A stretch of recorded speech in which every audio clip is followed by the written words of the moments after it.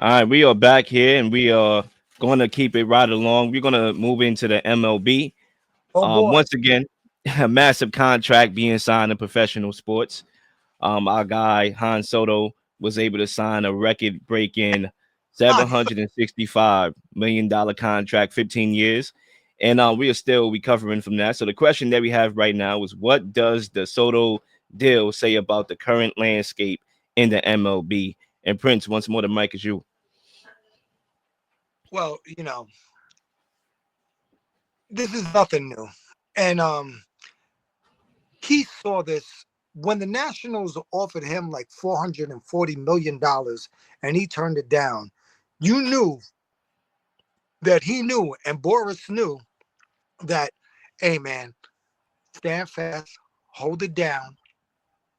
We about to get the incredible bag. So listen, wasn't it an aberration when Bryce Harper got 300 million? We were like, oh my God, it's unbelievable. Then you got Otani, got 600 million. What was it, 6 or 7? Whatever it was. Ridiculous. Whatever it is. Garrett Cole got 300 million from the Yankees. The Yep. numbers are comical. But listen, when you see these numbers, if the owners weren't making a bag, then they would never give these players those numbers. But here's the difference between the Juan Soto thing and everything else. The Yankees did step up to the plate. I'm not a Yankee fan. I'm a Met fan through and through. But the Yankees stepped up to the plate. Hal Steinbrenner offered 16 years, $760 million. The Yep. Mets offered 760 and 15 years.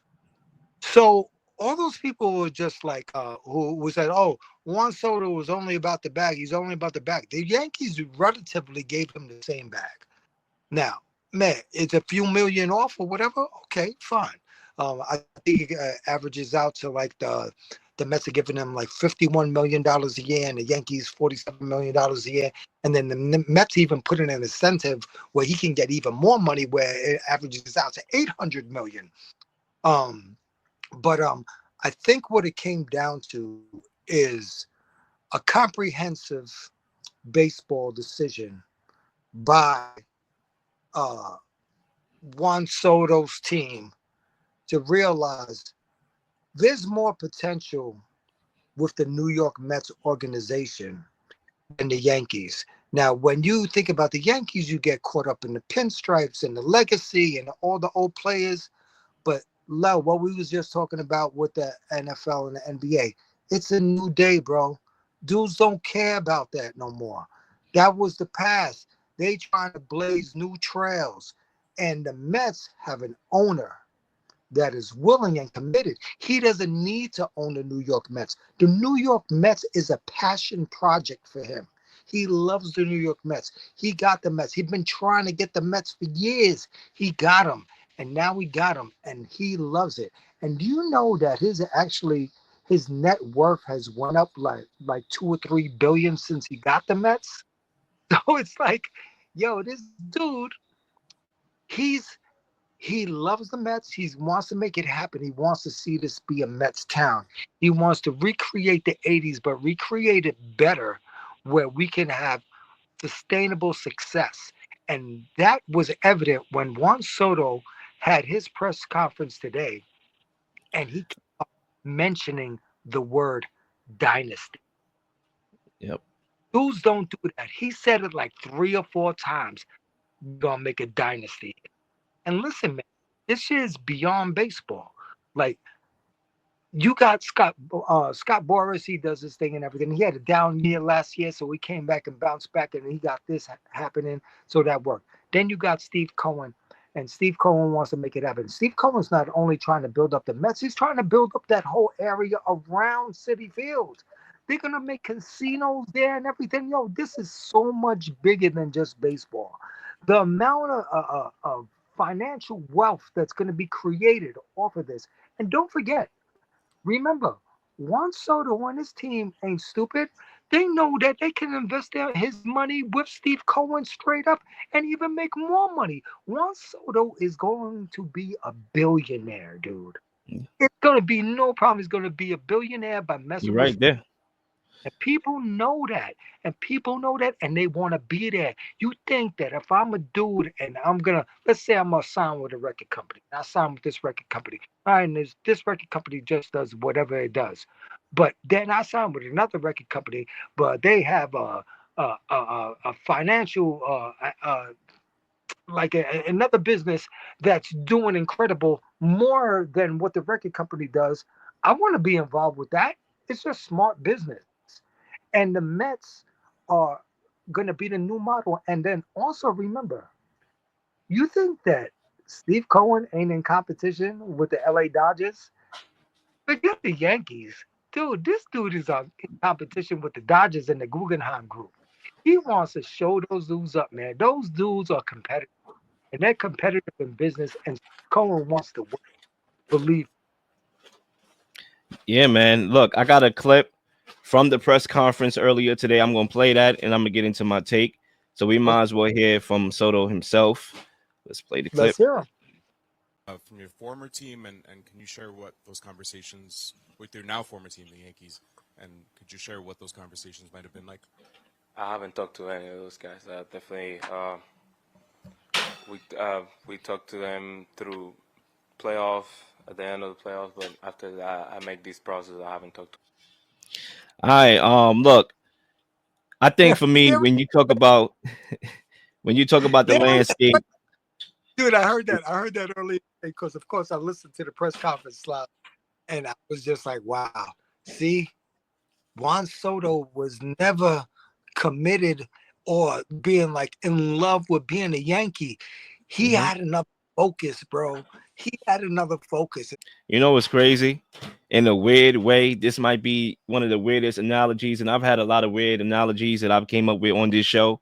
But because we talking about Jay-Z in the next topic, it kind of reminds me of Jay-Z leaving Rockefeller and leaving Mm. Dame Dash to dry.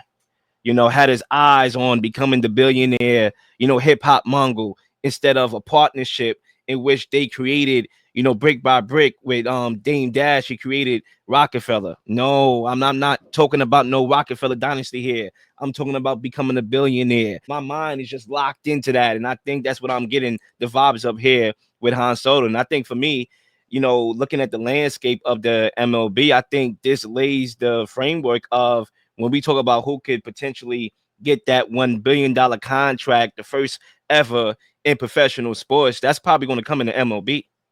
I think it's obvious. We getting there. We touching that territory right now.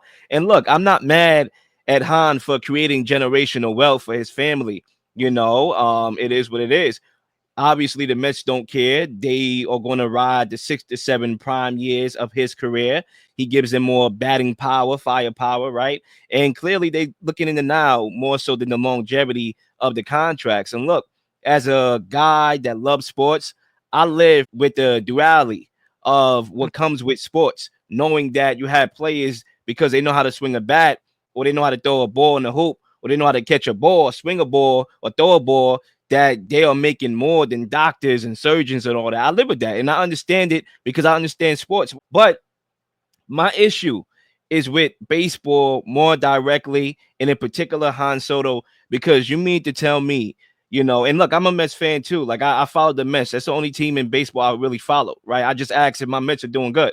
But you mean to tell me that you left unfinished business? Your team made the World Series, and you or just looking at it, you're not even looking at it from the money. It's not a money issue. The Yankees offered you pretty much the same thing. You mean to tell me a difference of $5 million made a difference?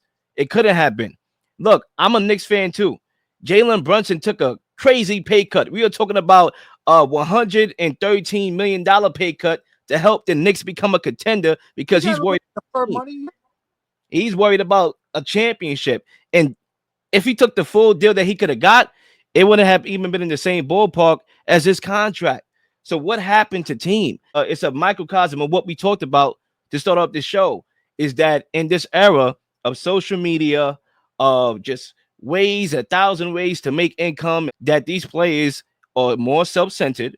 There's no team, it's more Right. I, and Right. that's where we are. Well, Lo, here's the thing, man.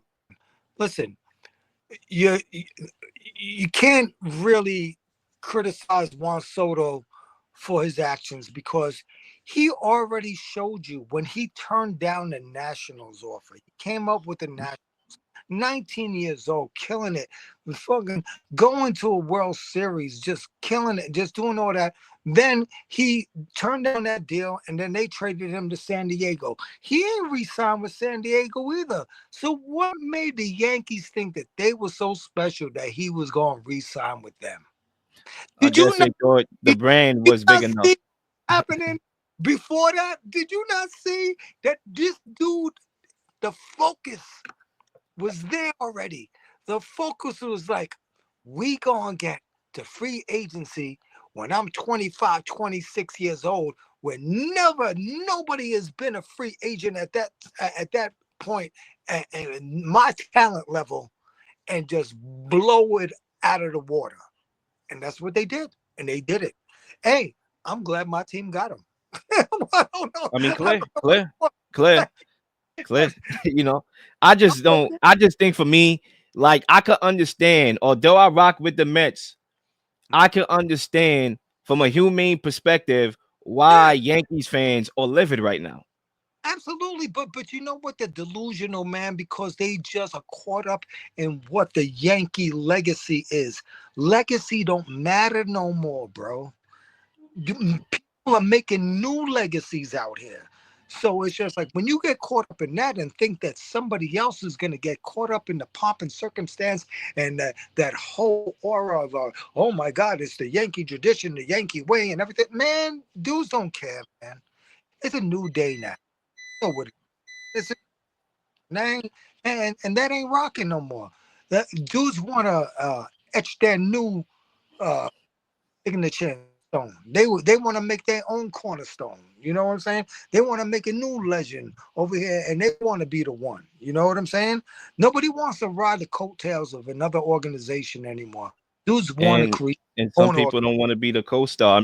Aaron Judge, he's going to be able to be the clear. I mean, he was already the number one on the Yankees. He's going to be the clear number one now, and that's how it is in sports, man. But he was a Sports is clear number changing. one, even that Soto came that.